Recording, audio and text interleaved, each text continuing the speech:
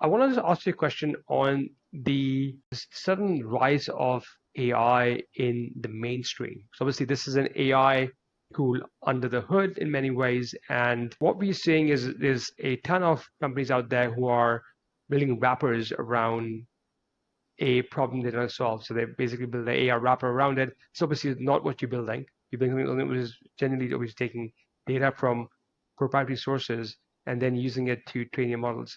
What are your thoughts on others who are doing what I can call like a wrapper business in AI? Do you think that that's something which people should be looking at in the future, or there is limited scope from your perspective, Paul? Good question. But otherwise, to me, Raj, and happy to hear your thoughts too.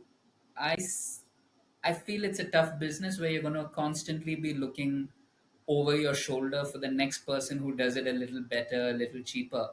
And there's no competitive advantage that you might have. In fact, to be very honest, uh, I quit consulting maybe a year and a half ago, and I feel that half the work that I used to do, I can now do in ChatGPT in 5 minutes. It just is what it Scary, is. isn't it?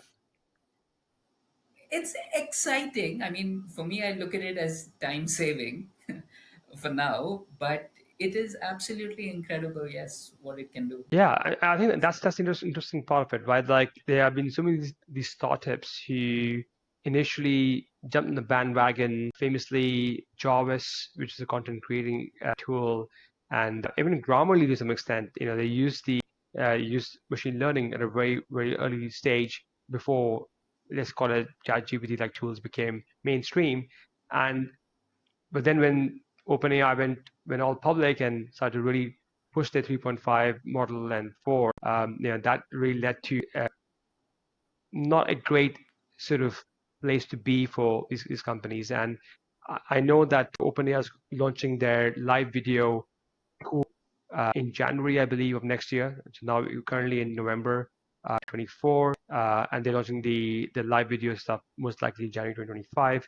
And but again, what they don't have, which you have, I'm guessing, is that proprietary data and the way you're going around doing the Rally Vision product.